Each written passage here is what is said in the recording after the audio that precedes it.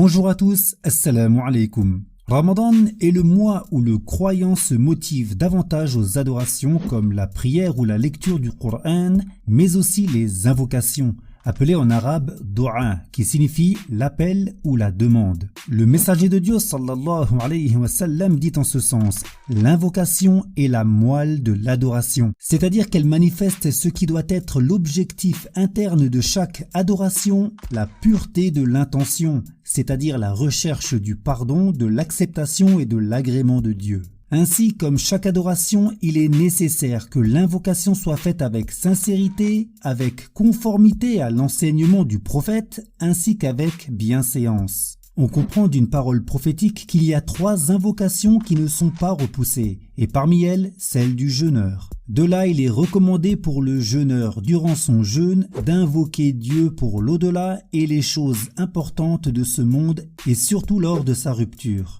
D'ailleurs, concernant ce moment, plusieurs invocations ont été rapportées et en voici quelques-unes.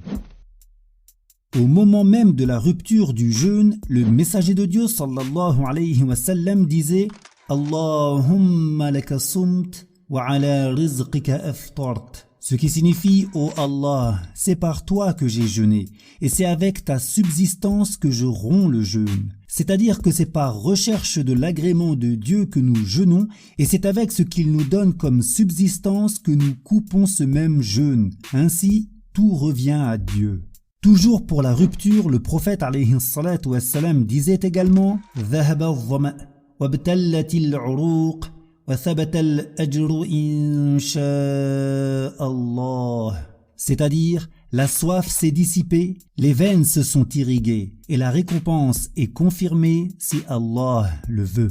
Rappelons aussi ce récit où l'on apprend que le compagnon Abdullah, fils de Amr, fils de Al-As, relata: j'ai entendu le messager de Allah sallallahu alayhi wa sallam dire: l'invocation du jeûneur lorsqu'il rompt son jeûne n'est pas rejetée. Et il disait lors de sa rupture: Allahumma inni as'aluka bi rahmatika allati wasi'at kulla shay' an taghfir li dhunubi. C'est-à-dire, ô Allah, je te demande par ta grâce qui s'étend sur toute chose de me pardonner mes péchés. De son côté, le compagnon Abdullah, fils de Omar, disait lorsqu'il rompait son jeûne: Ya wasi'al maghfirah, ighfir li. C'est-à-dire, ô toi dont le pardon est large, pardonne-moi. Et concernant ce qu'on dit après la rupture, le messager de Dieu sallallahu alayhi wa sallam dit en ce sens: celui qui a mangé un repas puis a dit: Alhamdulillahi alladhi at'amani hadha at-ta'am wa razaqanihi min ghayri hawlin minni wa la quwwah. Ses péchés passés lui seront pardonnés. C'est-à-dire la louange à Allah qui m'a nourri par ce repas.